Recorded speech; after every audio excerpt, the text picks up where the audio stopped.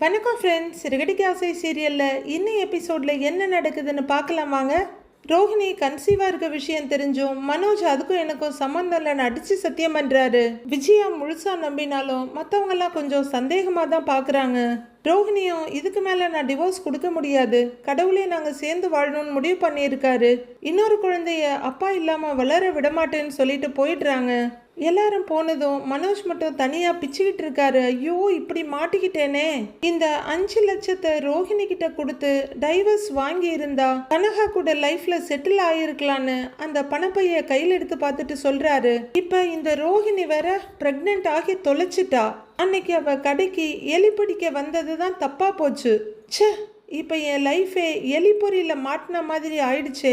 இப்போ என்ன பண்ண போறேன்னு எனக்கு ஒன்றுமே புரியலன்னு மண்டையை பிச்சுட்டு சுத்துறாரு. அவர் தூங்கவும் முடியாமல் உட்காரக்கூட முடியாமல் ரொம்ப நொந்து போய் ஹாலில் உட்காந்துருக்க. இங்கே மீனா பெட்டில் உட்காந்துருக்காங்க. முத்து பால்கனி கதவை திறந்துட்டு வெளியே பார்த்துக்கிட்டு இருக்காரு. ஏங்க தூங்கலையான்னு கேட்குறாங்க மீனா.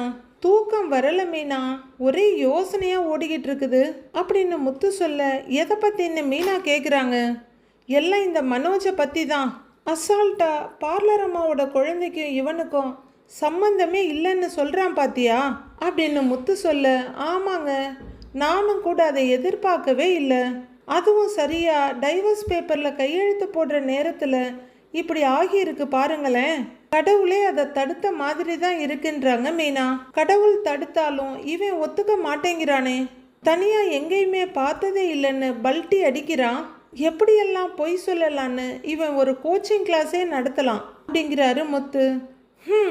அவர் முகத்தை பார்த்தாலே தெரியுது அவர் பொய் மட்டும்தான் சொல்றாருன்னு. தப்பு பண்ணாதவர் எதுக்கு பயப்படணும் அப்படின்னு மீனா சொல்றாங்க. ஒருவேளை பார்லர் அம்மா எதுவும் பொய் சொல்லி இருக்குமோ அப்படின்னு முத்து கேட்குறாரு. சேச்சே, ரோஹிணி இதுக்கு முன்னாடி நிறைய பொய் சொல்லி இருக்கா, ஏமாத்தி இருக்கிறா. ஆனா அவ இந்த விஷயத்துல அப்படிலாம் பொய் சொல்லலை, அப்படிப்பட்ட பொண்ணும் இல்லை அவ அப்படின்னு மீனா சொல்ல, கரெக்டு தான், இவன் கூட சேர்ந்து வாழ்கிறதுக்காக தான் அது எல்லாமே பண்ணுச்சு. அதுவும் இல்லாமல் எல்லார் முன்னாடியும் வச்சு இவன் தான் அப்பான்னு சொல்ல முடியாதுல்ல, அதனால் அது உண்மையாக தான் இருக்கும் அப்படின்றாரு முத்து. மீனாவும் கொஞ்சம் அவர் பக்கம் திரும்பி, அது மட்டும் இல்லைங்க, இது ஒன்றும் அந்த காலம் மாதிரி இல்லை. ஸ்ருதி சொன்ன மாதிரி டிஎன்ஏ டெஸ்ட் எல்லாம் எடுத்து பார்த்தா இப்போவே கண்டுபிடிச்சிடலாம். அது ரோஹிணிக்கும் தெரிஞ்சிருக்கும்ல, அப்புறம் எப்படி அவ பொய் சொல்லுவா? கண்டிப்பா அவ உண்மையை தான் சொல்றா. அவ குழந்தைக்கு உங்க அண்ணன் தான் அப்பாவா இருப்பாரு அப்படின்னு மீனா அடிச்சு சொல்றாங்க. எனக்கும் புரியுது மீனா, பார்லர் அம்மா கேடியா இருக்கலாம், ஆனா இந்த விஷயத்துல உண்மையா தான் இருக்குன்னு எனக்கு படுது அப்படிங்கிறாரு முத்து. மீனாவும் கொஞ்சம் யோசனை பண்ணிட்டு, வாழ்க்கை எப்படிலாம் வேடிக்கையா மாறுது பாருங்க அப்படின்னு சொல்ல, முத்து எப்படின்னு கேட்குறாரு.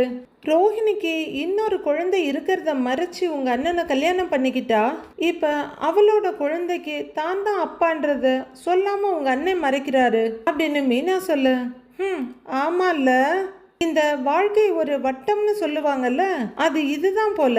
கிட்டா இவன் பார்லர் அம்மா மாதிரியே கல்யாணம் ஆனதெல்லாம் மறைச்சி இன்னொரு கல்யாணம் பண்ணினாலும் பண்ணிடுவான். ஏன்னா அவன் அவ்வளவு அக்மார்க்கான ஃப்ராடு. ஆனால் அவனை தான் எங்கள் அம்மா முழுசாக நம்புகிறாங்க. அந்த தைரியத்தில் தான் இவனும் பொய்ய அடுக்கிக்கிட்டே போகிறான் அப்படின்றாரு முத்து விரக்தியோட. ஏங்க, அத்தை இவர் மேலே அவ்வளவு நம்பிக்கை வச்சுருக்காங்க. ஆனால் எனக்கு இன்னொரு சந்தேகமும் இருக்குன்றாங்க மீனா.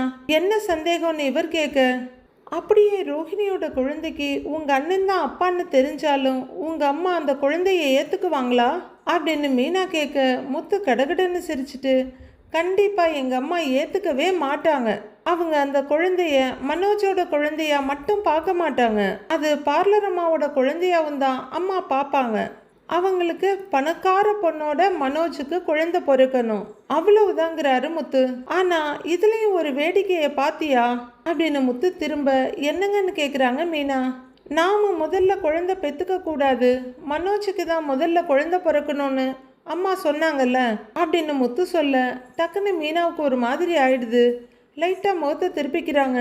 இப்போ அவனுக்கு குழந்தை பிறக்க போகுது, ஆனால் அந்த குழந்தையை ஏற்றுக்கிறதுக்கு எங்கள் அம்மாவுக்கு மனசே இல்லை அப்படின்றாரு முத்து. இதுதாங்க விதியோட விளையாட்டுங்கிறது. ஆனால் உங்கள் அம்மா ஏன் உங்கள் அண்ணனை இவ்வளோ நம்புகிறாங்கன்னு எனக்கு தெரியல. அப்படின்னு மீனா சொல்ல, சின்ன வயசுல இருந்தே அவன் நடிச்சு ஏமாத்திக்கிட்டு இருக்கிறான். நம்ம வீட்டு விஷயத்துலயும் அவன் எவ்வளோ பெரிய தப்பு பண்ணனான். அதுக்கே அம்மா அவனுக்கு தான் சப்போர்ட் பண்ணாங்க. அவன் பண்ணின வேலைக்கு நாம இப்போ கடங்காரங்களா இருக்கோம்.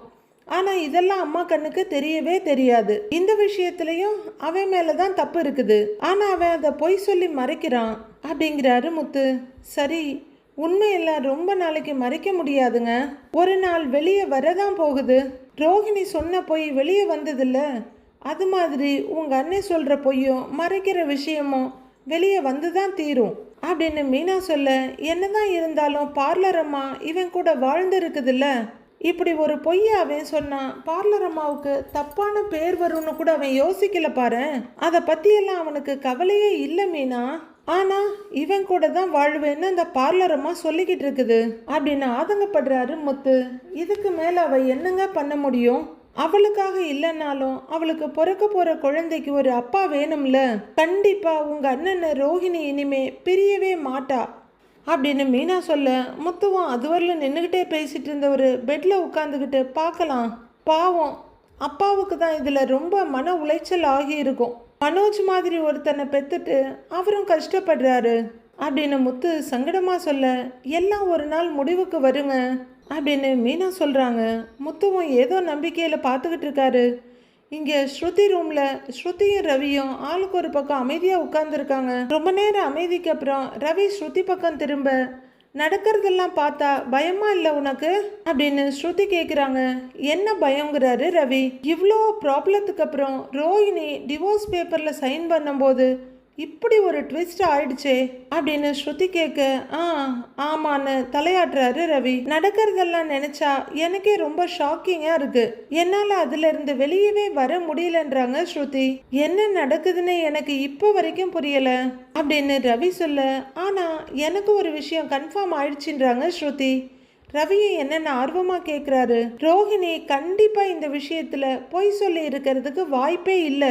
அவங்க பிரெக்னன்சிக்கு காரணம் மனோஜ் தான் அப்படின்னு ஸ்ருதி சொல்ல, எனக்கும் அதுதான் தோணுதுங்கிறாரு ரவி. ரோஹிணிக்கு இப்ப நம்ம வீட்டுல எந்த சப்போர்ட்டும் கிடையாது. அவங்க தனியா இருக்காங்க. அப்படி அவங்க இந்த வீட்டுல வாழணும்னு நினைச்சிருந்தா அவங்க டிவோர்ஸ் பேப்பர்ல சைன் பண்றேன்னு சொல்ல வேண்டிய அவசியமே இல்லையே அப்படின்றாங்க ஸ்ருதி. ஆமா, அவங்களும் டைவர்ஸ் கொடுக்கணுங்கிற முடிவில் தானே இங்கே வந்தாங்க அப்படின்றாரு ரவி. இங்கே வந்து டாக்டர் செக் பண்ணதுக்கு அப்புறம் தான் ரோஹிணிக்கு அவங்க ப்ரெக்னெண்ட்டாக இருக்கிறது தெரிஞ்சிருக்கும் அப்படின்றாங்க ஸ்ருதி. ஆமாம், அதனால தானே உடனே முடிவை மாற்றிக்கிட்டாங்க அப்படின்னு ரவியும் ஒத்துக்கிறாரு. இதெல்லாம் யோசிச்சு பார்க்கும்போது ரோஹிணி இந்த சுச்சுவேஷனில் போய் சொல்லி இருக்க வேண்டிய அவசியமே இல்லை. அது மட்டும் இல்லை, ப்ரெக்னன்சி விஷயத்தில் ஒரு பொண்ணு அப்படின்னு ஸ்ருதி சொல்லிட்டு இருக்கும் போதே, நீ சொல்றது 100% கரெக்ட். நிச்சயமா மனோஜுக்கும் ரோஹிணிக்கும் இடையில ஏதோ நடந்திருக்கு. மனோஜை நம்ப முடியாது. ஒரு தராசுல ரோஹிணி மனோஜ் ரெண்டு பேரையும் நிப்பாட்டினா ரெண்டு பேரும் ஈக்குவலா தான் இருப்பாங்க. ரோஹிணிக்கு ஈக்குவலா இவனும் பொய் சொல்லுவான், ஃப்ராடுத்தனம் பண்ணுவான். சொல்ல போனா ரோஹிணியை விட மனோஜ் தான் அதிகமா பண்ணுவான் அப்படின்னு ரவி உண்மையை உடைக்கிறாரு. எக்ஸாக்ட்லி அப்படின்னு ஸ்ருதி சொல்லிட்டு இருக்கும் போதே, அதனால ரோஹிணி சொல்றதுல எனக்கு எந்த சந்தேகமும் கிடையாது. மனோஜ் தான் அதை மறைக்க பாக்குறான். ஏன்னா வீட்டுல தெரிஞ்சா மானம் போயிடும், அம்மா அவனை உண்டு இல்லைன்னு ஆக்கிடுவாங்க. அதுக்கு தான் அவன் பயந்துக்கிட்டு இதுக்கு காரணம் அவன் இல்லைன்னு சொல்லிக்கிட்டு இருக்கிறான் அப்படிங்கிறாரு ரவி.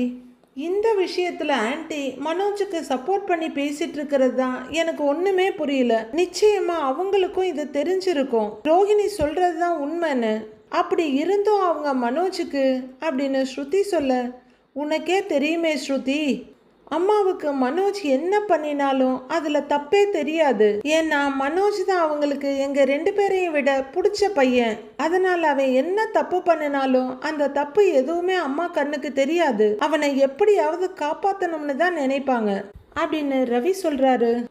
இந்த விஷயத்துல ஆன்டியவே மனோஜ் ஏமாத்திட்டாருன்னு தான் தோணுதுன்றாங்க ஸ்ருதி.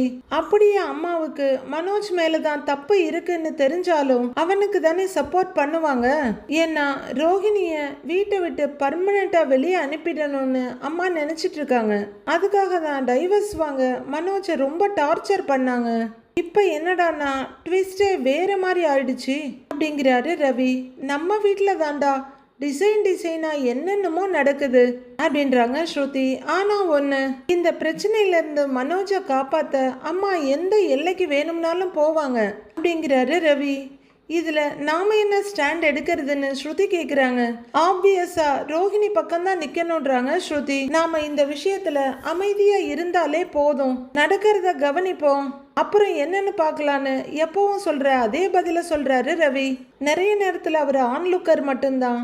அப்படியா சொல்றேன்னு ஸ்ருதி கேட்க, ஆமா, ஆனா இன்னொன்னு, என்னதான் மனோஜ் இதுக்கு காரணம் இல்லைன்னு சொன்னாலும் ரோஹிணி அவனை சும்மா விட போறதில்ல அப்படின்னு ரவி சொல்ல, ஆமான்னு தலையாடுறாங்க ஸ்ருதி.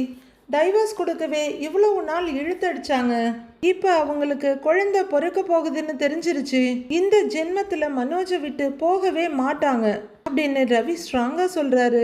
அதுவும் இல்லாம ரொம்ப நாளைக்கு மனோஜால போய் சொல்லவும் முடியாது. டிஎன்ஏ டெஸ்ட் எடுக்கும் போது கண்டிப்பா மாட்டிக்குவாரு அப்படின்னு ஸ்ருதி சொல்ல, இப்போ அவனுக்கு அது புரியல.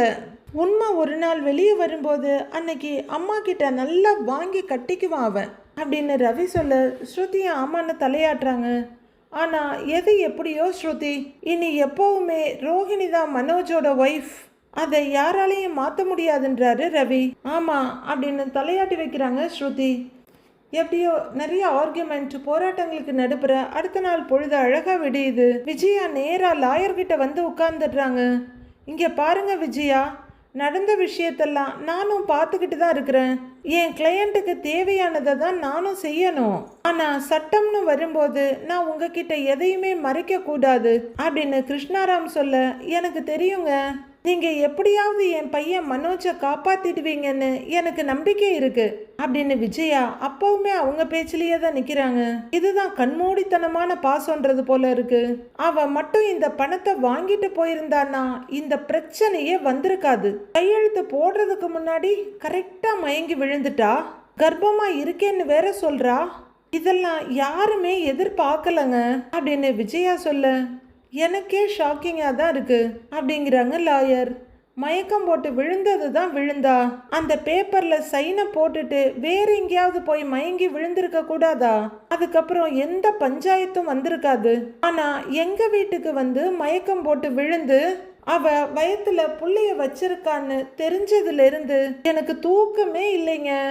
நீங்க தாங்க எப்படியாவது அவகிட்ட பேசி என் மகனுக்கு டைவர்ஸ் வாங்கி கொடுத்துடணும் அப்படின்றாங்க விஜயா. நீங்க உங்க பையனுக்கு ஒரு அம்மாவா இருந்து பேசுறீங்கன்னு எனக்கு நல்லா புரியுது. ஆனா அவங்க டைவர்ஸ் பேப்பர்ல கையெழுத்து போடலான்னு தான் வந்தாங்க. பட் அன்எக்ஸ்பெக்டடா அவங்க கர்ப்பமா இருக்காங்கன்னு தெரிஞ்சதும் அவங்க தன்னோட முடிவை மாத்திக்கிட்டாங்க அப்படின்றாங்க லாயர். அது எப்படிங்க மாத்திக்க முடியும்? அவ டைவர்ஸ் கொடுக்குறேன்னு சொல்லி தானேங்க எங்க வீட்டுக்கு வந்தா அப்படின்னு விஜயா கேட்குறாங்க. விஜயா, இந்த திருமண சட்டம் 1955 படி மியூச்சுவல் டிவோர்ஸ் நடக்கும்போது கோர்ட்ல ஜட்ஜ் முன்னாடி நின்று ரெண்டு பேரும் எங்களுக்கு பிரியறதுக்கு சம்மதம்னு வாக்குமூலம் கொடுக்கிற வரைக்கும் எந்த ஒரு தரப்புமே தன்னோட முடிவை மாத்திக்கலாம் அப்படின்னு லாயர் கிளியரா சொல்ல, அதை எப்படிங்க மாற்ற முடியும்? அவ தான் டைவர்ஸ் கொடுக்குறேன்னு ஒத்துக்கிட்டாலே அப்படின்னு யோகிய சிகாமணி விஜயா கேட்குறாங்க. அப்படி இல்லைங்க விஜயா, இப்ப ரோஹிணி கோர்ட்டுக்கு வந்து ஜட்ஜ் முன்னாடி நான் கர்ப்பமா இருக்கிறேன், என் குழந்தையோட எதிர்காலத்துக்காக எனக்கு இந்த விவாகரத்து வேண்டாம், நான் என் புருஷனோட தான் வாழணும்னு ஆசைப்படுறேன், என் பிள்ளையோட அப்பா மனோஜ் தான் ஒரே ஒரு பெட்டிஷன் போட்டா போதும், ஜட்ஜ் உடனே டைவர்ஸ் கேஸையே தள்ளுபடி பண்ணிடுவாரு அப்படின்னு கிருஷ்ணாராம் சொல்ல, ஐயோ அப்படின்னு விஜயா பதறி அடிச்சு நெஞ்சில கைய வைக்கிறாங்க. அப்புறம் என்ன, மனோஜ் ரோஹிணி கூட தான் சேர்ந்து வாழ்ந்தாகணும் அப்படின்னு கிருஷ்ணாராம் சொல்ல, அது எப்படிங்க நடக்கும்? டைவர்ஸ் வாங்குறதுக்கு வேற வழியே இல்லையா அப்படின்னு விஜயா பயங்கரமா பதறாங்க. அவங்களுக்குள்ள மறுபடியும் ஒரு மியூச்சுவல் அண்டர்ஸ்டாண்டிங் வந்து இல்ல நாம பரஸ்பரமா பேசி பிரிஞ்சிடலாம்னு முடிவு பண்ணினாங்கன்னா டைவர்ஸ் வாங்குறது ரொம்ப ஈஸி ஆயிடும். ஆனா ஒருவேளை ரோஹிணிக்கு மனோஜ் கூட சேர்ந்து வாழ விருப்பம் இல்லைன்னா கூட அவங்க கோர்ட்ல என்ன கேட்பாங்க தெரியுமா? நான் இப்போ கர்ப்பமா இருக்கேன், என் பிரசவ செலவு, என் மருத்துவ செலவு, பிறக்க போற குழந்தையோட ஹாஸ்பிட்டல் செலவு, பராமரிப்பு செலவெல்லாம் இருக்கு, மனோஜ் மாசம் 50,000 ரூபாய் தரணும்னு ஒரு மனு போட்டாங்கன்னா போச்சு, கோர்ட் ரோஹிணிக்கு தான் சப்போர்ட் பண்ணும் அப்படின்னு லாயர் கிருஷ்ணாராம் சொல்ல விஜயா அப்படியே உறைஞ்சு போய் உட்கார்ந்துருக்காங்க. ஐயோ, பணம் வேற கொடுக்கணுமான்னு மனசு பதறுது அவங்களுக்கு. ஆமாங்க மேடம், சட்டப்படி பிறக்க போற குழந்தைக்கு அப்பாவோட வருமானத்திலையும் முழு உரிமை இருக்குன்னு அவங்க அசிஸ்டன்ட் விஜயா கிட்ட சொல்றாங்க. உடனே விஜயா, மேடம், அவ கர்ப்பமானதுக்கு என் புள்ள ஏன் பணம் தரணும்? மனோஜ் சொத்துல அந்த புள்ளைக்கு எப்படிங்க பங்கு இருக்கும் அப்படின்னு விஜயா கேக்குறாங்க. ஆமா விஜயா, ரோஹிணி சொன்னதை கவனிச்சிங்களா? மனோஜ் தான் இந்த குழந்தைக்கு அப்பான்னு நம்ம எல்லாரும் முன்னாடி தானே சொல்லிட்டு போனாங்க. எந்த பொண்ணாவது குழந்தை விஷயத்துல இப்படி போய் சொல்லுவாங்களா அப்படின்னு கிருஷ்ணாராம் கேக்குறாங்க. ஐயோ மேடம், அவளை பத்தி உங்களுக்கு தெரியாது. அவ அம்மா அப்பா விஷயத்துல கூட பொய் சொன்னவ. அவ பெத்த புள்ளைய மறைச்சுதானே என் புள்ளைய கல்யாணம் பண்ணினா. இப்ப இந்த குழந்தைக்கும் என் புள்ளைக்கும் எந்த சம்பந்தமும் இல்லை அப்படிங்கிறாங்க விஜயா. ஆனா ரோஹிணி அப்படி சொல்லலையே அப்படின்னு கிருஷ்ணாராம் சொல்ல விஜயா உடனே முறைப்பா, நீங்க எங்களுக்கு வக்கீல் தானே, ஆனா நீங்க அவளுக்குள்ள சப்போர்ட் பண்ணி பேசுறீங்க. அவகிட்ட இருந்து எப்படியாவது மனோஜுக்கு டைவர்ஸ் வாங்கி கொடுத்துருங்க. நான் என் பையனுக்கு கல்யாணம் பண்ணணும். மனோஜோட வாரிசு தான் எங்க குடும்பத்தோட முதல் வாரிசா இருக்கணும்னு நான் எல்லார்கிட்டையும் எங்க வீட்டில் சொல்லி வச்சிருக்கேன் அப்படின்னு விஜயா சொல்ல அவங்களுக்கும் கொஞ்சம் எரிச்சல் ஆயிடுது. நீங்க சொன்னதுக்காகலாம் சட்டத்தை மாற்ற முடியாதுல்ல விஜயா அப்படின்றாங்க கிருஷ்ணாராம். ஆனா அது மனோஜோட குழந்தை இல்லைன்னு அவனே சொல்றானே அப்படிங்கிறாங்க விஜயா. மனோஜ் கோர்ட்டுக்கு வந்து இது ஏன் குழந்தை இல்ல, ரோஹிணிக்கு வேற யார் கூடயோ தொடர்பு இருக்குன்னு சொல்லிட்டாருன்னு வைங்க, அதுக்கு ரோஹிணி சும்மா இருக்க மாட்டாங்க. அவங்களும் டிஎன்ஏ டெஸ்ட் எடுக்க சொல்லி கோர்ட்ல அப்ளை பண்ணுவாங்க அப்படின்னு லாயர் சொல்ல, அது எடுத்தா என்ன ஆகும் அப்படின்னு கேக்குறாங்க விஜயா. அதை எடுத்தா ரோஹிணி வயிற்றுல இருக்க குழந்தையோட அப்பா மனோஜா இல்லையான்னு தெரிஞ்சிடும் அப்படின்றாங்க லாயர். விஜயாவுக்கு திக்குன்னு இருக்கு. அதெல்லாம் இன்னும் 10 மாதம் கழிச்சு தானே டாக்டர் பண்ண முடியும் அப்படின்னு விஜயா கேட்க, விஜயா, குழந்தை பிறந்ததுக்கு அப்புறமாவும் எடுக்கலாம், இல்லை இப்பவே சட்ட அனுமதி வாங்கி டெஸ்ட் எடுத்தோம்னா அதில் 100% அந்த குழந்தை மனோஜோட குழந்தைன்னு ரிப்போர்ட் வந்துடும். ஏன்னா அன்னைக்கு உங்க வீட்டில் மனோஜ் முழிச்ச மொழியே சரியில்லை. அப்பவே எனக்கு உங்க பையன்தான் அந்த குழந்தைக்கு அப்பான்னு தெரிஞ்சு போச்சு அப்படிங்கிறாங்க கிருஷ்ணாராம். ஆனா விஜயா உடனே பதறி அடிச்சு, மேடம் அதெல்லாம் இல்லைங்க மேடம், அவன் இல்லைன்னு தான் சொல்றான் அப்படிங்கிறாங்க விஜயா. மனோஜ் மேலே எனக்கு நம்பிக்கையே இல்லைங்க அப்படின்னு கிருஷ்ணாராம் முகத்தில் அடிச்ச மாதிரி சொல்லிட ஏன்னு முழிக்கிறாங்க விஜயா. மனோஜ் தான் அந்த குழந்தையோட அப்பான்னு தெரிஞ்சிருச்சுன்னா கோர்ட்டை ஏமாத்தினதுக்காகவும் பொய் சொன்னதுக்காகவும் மனோஜ் மேல ஃபோர்ஜரி, கோர்ட்டை அவமதிப்புன்னு எல்லா கேஸுமே வரும். அப்புறம் மனோஜ் கண்டிப்பா ஜெயிலுக்கு போற சூழ்நிலை தான் வரும் அப்படின்னு லாயர் சொல்ல விஜயா பயத்துல உறைஞ்சு போய் உட்கார்ந்துருக்கவங்க ஐயோ ஜெயிலான்னு கத்துறாங்க. என்ன மேடம் சொல்றீங்க, அப்படிலாம் நடக்க கூடாது அப்படின்னு விஜயா ஏதோ சட்டத்தைய கைப்பைக்குள்ள வச்சிருக்க மாதிரி சொல்லிக்கிட்டு இருக்காங்க. என் பிள்ளைய நான் ஜெயிலுக்கெல்லாம் அனுப்ப மாட்டேன் அப்படின்னு ஏதோ வெளிநாட்டுக்கு அனுப்ப மாட்டேன்ற மாதிரி விஜயா சொல்லிட்டு இருக்காங்க. கவலைப்படாதீங்க, கோர்ட்ல அவங்க தரப்பு மனுவை இழுத்து அடிக்க பாக்குறேன். சட்டப்படி இந்த டிவோர்ஸ் கேஸ் முடியறதுக்கு இன்னும் சில மாதங்கள் ஆகலாம், இல்ல சில வருஷங்கள் கூட ஆகலாம்.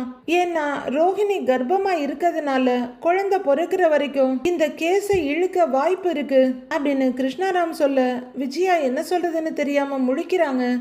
ஆனா ஒண்ணு, கோர்ட் இதுல பாதிக்கப்பட்ட ரோஹிணிக்கும் அவ வயிற்றுல வளர்ற குழந்தைக்கும் தான் சப்போர்ட்டா இருக்கும் அப்படின்னு லாயர் சொல்லிட ஆக மொத்தத்துல நமக்கு சாதகமா எதுவும் நடக்காது அதானே சொல்ல வர்றீங்க அப்படின்னு விரக்தியோட கேக்குறாங்க விஜயா. புரிஞ்சுக்கிட்டா சரிங்கிற மாதிரி லாயர் பாக்குறாங்க. எப்படியாவது என் பிள்ளைய காப்பாத்தி கொடுப்பீங்கன்னு நினைச்சுதான் வந்தேன். ஆனா இப்ப நீங்க சொல்றத பார்த்தா எனக்கு தலையும் புரியல வாலும் புரியல அப்படின்னு விஜயா புலம்ப ஜாலியா பார்த்துட்டு இருக்காங்க கிருஷ்ணாராம். நான் வீட்டுக்கு போய் யோசிச்சு ஏதாவது ஒரு முடிவெடுத்துட்டு அதுக்கப்புறமா உங்களை வந்து பார்க்குறேன் அப்படின்னு விஜயா சொல்ல, முதல்ல ரோஹிணியோட வயிற்றுல வளர்ற குழந்தை மனோஜோட இதுதானான்னு கன்ஃபார்ம் பண்ணிக்கோங்க அப்படின்னு லாயர் சொல்ல எழுந்திருச்ச விஜயா நின்று திரும்பி பார்க்குறாங்க. எனக்கு மனோஜ் மேலெல்லாம் நம்பிக்கையே இல்லை, நீங்களும் அதை கொஞ்சம் யோசிச்சுக்கோங்க அப்படின்னு லாயர் சொல்ல ரொம்ப நம்பிக்கையோட வந்த விஜயா இப்ப அப்படியே தளர்வா எழுந்திருக்கிறாங்க. அப்பாடான்னு பெரிய பெருமூச்சு விடுறாங்க கிருஷ்ணாராம். 50th கேஸா முடிய வேண்டியது, எனக்கு 50 வயசானாலும் இந்த கேஸ் முடியாது போல இருக்கு அப்படின்னு கிருஷ்ணாராம் சந்தடி சாக்குல ஒரு காமெடி பண்றாங்க. போமா, நீ போய் அடுத்த கிளையண்ட்டை வர சொல்லு அப்படின்னு கிருஷ்ணாராம் சொல்ல அந்த பொண்ணும் போறாங்க. ஷோ, தெரியாம வந்து இப்படி மாட்டிக்கிட்டேன்னு அப்படின்னு லாயரே புலம்ப ஆரம்பிச்சிடுறாங்க. மீனா ஒரு கடைக்குள்ள போயிட்டு வெளியே வர்றாங்க. அவங்க வண்டிக்கிட்ட வந்து பின்னாடி பாக்ஸில் அவங்களோட பர்ஸை போட்டுட்டு வண்டி எடுக்க போறாங்க. அப்போ அங்க ரேகா ஒரு ஃபைலோட போறத பார்த்துட்டு ரேகா அப்படின்னு மீனா கூப்பிட ரேகா பாக்குறாங்க. உடனே அவங்களும் வேகமா மீனா பக்கமா வந்து ஹாய், நீங்க இங்கன்னு கேக்குறாங்க. நான் இங்க பூ கொடுக்க வந்தேன்றாங்க மீனா. நீ என்ன இந்த பக்கம், கையில என்ன ஃபைல்னு கேக்குறாங்க மீனா. பக்கத்துல ஒரு கம்பெனிக்கு இன்டர்வியூக்கு வந்த அப்படின்னு ரேகா சொல்ல, இன்டர்வியூவா அப்படின்னு உள்ளர இழுத்த குரல்ல கேக்குறாங்க மீனா. ஆமா, பிடிச்ச பையனை மேரேஜ் பண்ணிக்கிட்டேன், இனி நாங்க எங்க ஃபியூச்சரை பார்க்கணும்ல. சத்யாவும் இப்ப எங்க அப்பா கம்பெனில ஒர்க் பண்ணல, அவனும் வேலை தேடிக்கிட்டு இருக்கிறான். நானும் சும்மா வீட்டில் இருக்க முடியாதுல்ல, இன்டர்வியூக்காக வந்தேன்றாங்க ரேகா. மீனாவுக்கு ஒரு மாதிரி ஆகுது, இருந்தாலும் சமாளிச்சுக்கிட்டு வேலை கிடைச்சிருச்சான்னு கேட்குறாங்க. இன்டர்வியூ நல்லா தான் பண்ணியிருக்கிறேன், 2 ரவுண்ட் கம்ப்ளீட் பண்ணிட்டேன், இன்னொரு 1 வீக்ல சொல்றேன்னு சொல்லியிருக்காங்க. கண்டிப்பா வேலை கிடைச்சிருன்றாங்க ரேகா. எனக்கு என்ன சொல்றதுன்னே தெரியல ரேகா. உங்க அப்பா கம்பெனியில எவ்வளவோ பேர் வேலை பார்க்குறாங்க, ஆனா நீ இப்போ அப்படின்னு மீனா இழுத்துட்டு இருக்க. அதனால என்ன இப்போ, என்னைக்கு அவங்கள அப்போஸ் பண்ணி மேரேஜ் பண்ணணும், அப்பவே என் பேரண்ட்ஸை டிபெண்ட் பண்ணி இருக்கக்கூடாதுன்னு டிசைட் பண்ணிட்டேன். எனக்கு அவங்க நல்ல படிப்பை கொடுத்துருக்காங்க, அது போதும்னு மைல்டா சிரிக்கிறாங்க ரேகா. மீனாவுக்கு ஒரு மாதிரி கஷ்டமா இருக்கு, இருந்தாலும் ரேகாவை டிசப்பாயின்ட் பண்ணக்கூடாதுன்னு அவங்களும் சின்னதா ஒரு சிரிப்போட நிக்கிறாங்க. சொந்த காலில் நிக்கணும்னு நினைக்கிறது தப்பில்ல, இருந்தாலும் இவ்வளவு நாள் நீ வசதியா வாழ்ந்துட்டு இப்போ வேலைக்கு போகணுங்கிற சூழ்நிலை வந்துருச்சுல்ல அப்படின்றாங்க மீனா. அதனால என்ன, எத்தனையோ உமன் வேலைக்கு போய் ஏர்ன் பண்ணிக்கிட்டு தான் இருக்காங்க. நீங்க கூட ஓனா பிசினஸ் பண்ணிக்கிட்டு இருக்கீங்க. பேரண்ட்ஸோட ஷேடோல இருக்கணும்னு ஆசைப்படல, எனக்குன்னு ஒரு வேலை இருந்தா அது போதுன்றாங்க ரேகா. அது உண்மைதான் ரேகா. ஒரு பொண்ணுக்கு படிப்பும் வேலையும் கொடுக்கிற சுதந்திரம் வேற யாராலையும் கொடுக்க முடியாது. கண்டிப்பா உனக்கு இந்த வேலை கிடைக்கும் அப்படின்னு மீனா சொல்ல ரேகாவும் சிரிப்போட பாக்குறாங்க. சரி, எங்க போய்கிட்டு இருக்கிற அப்படின்னு மீனா கேட்க, வீட்டுக்கு தான்றாங்க ரேகா.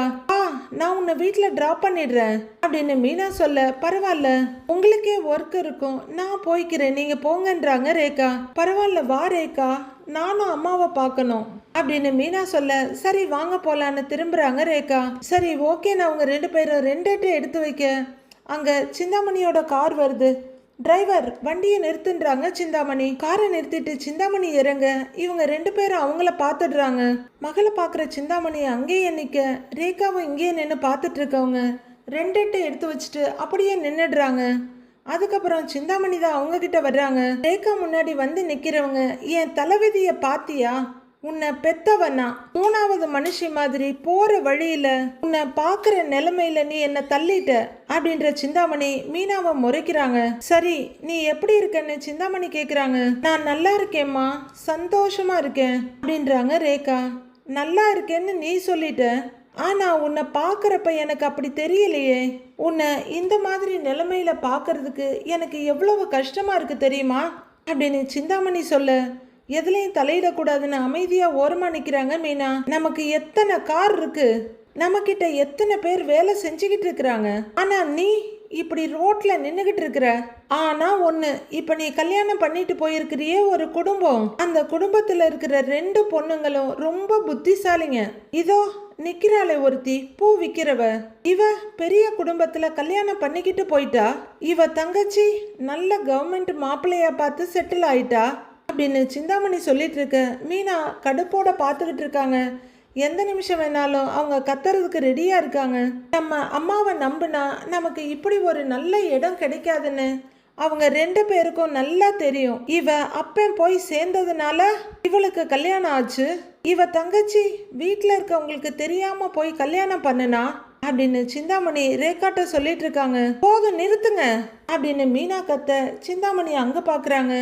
உடனே மீனா அவங்க வண்டிக்கிட்ட இருந்து சிந்தாமணி கிட்ட வர்றாங்க. என்ன பேசுறீங்க அப்படின்னு கேட்க, இங்க பாரு, நான் உங்ககிட்ட பேச வரல, என் பொண்ணுகிட்ட பேசிக்கிட்டு இருக்கிறேன் அப்படின்றாங்க சிந்தாமணி. அத பேசுங்க, ஆனா என் வீட்டை பத்தி தப்பா பேசுற வேலையெல்லாம் வேண்டாம் அப்படின்னு கத்துறாங்க மீனா. ஒரு விஷயத்த கவனிச்சியா ரேகா? நீ கோடீஸ்வரன் வீட்டுல பிறந்த பொண்ணு, ஆனா ஒண்ணுமே இல்லாத இவங்க குடும்பத்துல போய் மாட்டிக்கிட்ட. ஆனா இவளுங்க நல்ல வசதியான குடும்பமா பார்த்து செட்டில் ஆயிட்டாளுங்க. இதுல யாரு ஏமாந்தவங்கன்னு உனக்கு புரியுதான்னு கேக்குறாங்க சிந்தாமணி. இங்க பாருமா, நீ சொல்ற காசு பணம் வீடு இதெல்லாம் ஒன்றும் வசதி கிடையாது, நல்ல ஃபேமிலியோட இருக்கணும் அப்படின்னு ரேகா சொல்ல, இது ஏமாந்தவங்க எல்லாரும் சொல்றது தான், உன்னை மாதிரி நிறைய பேர் சொல்லி நான் கேட்டிருக்கிறேன் அப்படின்னு சிந்தாமணி சொல்ல, ரேகா வெறுப்போட அவங்க அம்மாவை பாக்குறாங்க. கல்யாணம் ஆன ஆரம்பத்துல எல்லாம் அப்படிதான் இருக்கும், கொஞ்சம் சந்தோஷமா தெரியும், ஏன்னா புதுசா ஒரு உலகத்தை பார்த்த மாதிரி இருக்கும்.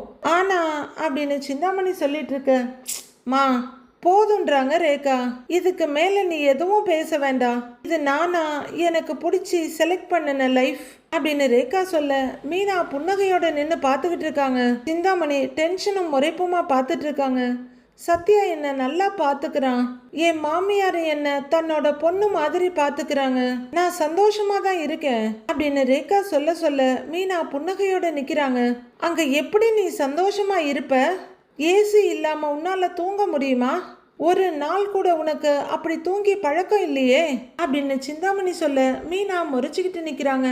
தினமும் 2-3 ஜூஸ் குடிப்ப, ஒரு நாளைக்கு 3 ட்ரெஸ் மாத்துவ, வாரத்துக்கு 2 நாள் பெரிய ஹோட்டல்ல போய் சாப்பிடுவ, எல்லா இடத்துக்கும் உனக்கு கார்ல போய் தான் பழக்கம், இப்படி கால் தேய நடந்து உனக்கு பழக்கமே இல்லையே, இதெல்லாம் விட்டுட்டு நீ எப்படி சந்தோஷமா இருப்ப அப்படின்னு சிந்தாமணி கேக்குறாங்க. மா, நீ சொன்ன எல்லாத்தையும் பணம் இருந்தாதான் வாங்க முடியும், ஆனா சத்யாவை எந்த பணத்தாலையும் வாங்க முடியாது அப்படின்னு ரேகா சொல்ல, அது வரைக்கும் முறைச்சிக்கிட்டு இருந்த மீனா லைட்டான சிரிப்போட பாக்குறாங்க. சிந்தாமணிக்கு கடுப்பாகுது, எவ்வளவு சொன்னாலும் இந்த பிள்ளைக்கு உரைக்க மாட்டேங்குதுன்னு பாக்குறாங்க. வாழ கத்துக்கலையே தவிர நல்லா பேச கத்துக்கிட்ட, நான் சொல்றதெல்லாம் உனக்கு இப்ப புரியாது, ஏன்னா உன் கண்ணை சில பேர் மறைச்சு வச்சிருக்காங்க, உண்மை எதுன்னு உனக்கு சீக்கிரமாவே புரியும் அப்படின்னு சிந்தாமணி சொல்ல, அப்படி ஒரு நினைப்பெல்லாம் நீ வச்சுக்கவே அவசியம் இல்ல அப்படின்ற மாதிரி மீனாவும் ரேகாவும் பாக்குறாங்க. நாளைய ப்ரோமோவில் மீனாவும் முத்துவும் மனோஜோட ஷோரூம்க்கு வந்திருக்காங்க. அங்க கனகாவும் இருக்காங்க. எங்களை உனக்கு தெரியுதாமா அப்படின்னு மீனா கேட்க, தெரியுதுன்றாங்க கனகா. இங்க மனோஜ், சக்திவேல், மொட்டபா, சந்தோஷ் 3 பேரும் திகில் அடிச்சு நின்னுட்டு இருக்காங்க. உங்க அம்மா கூட வந்திருக்காங்களான்னு மீனா கேக்குறாங்க. இல்லையே, நான் தான் வந்தேன் அப்படின்னு கனகா சொல்ல, தனியா எதுக்கு இங்க வந்தேன்னு மீனா கேக்குறாங்க. என் ஹஸ்பண்ட் இங்கதான் இருக்காரு அப்படின்னு கனகா சொல்ல, இங்க இருக்காரா அப்படின்னு மீனா அதிர்ச்சியா கேட்க, முத்துவும் அதை விட அதிர்ச்சியா அதையே கேக்குறாரு. ஆமான்னு கனகா சொல்ல, எங்கன்னு கேக்குறாரு முத்து. அதோ அங்க, அவர் தான் என் ஹஸ்பண்டு அப்படின்னு கனகா மனோஜ கைய காமிக்கிறாங்க. முத்துவும் மீனாவும் அந்த இடத்த பார்க்க, கனகா கை காட்டின இடத்துல கரெக்டா மனோஜ் நின்னுட்டு இருக்காரு. 5 லட்சம் ரூபாய் பணத்துக்காக அவமானப்பட்டு அடிபட போற மனோஜ் நாளைக்கு பார்க்கலாம் ஃப்ரெண்ட்ஸ்.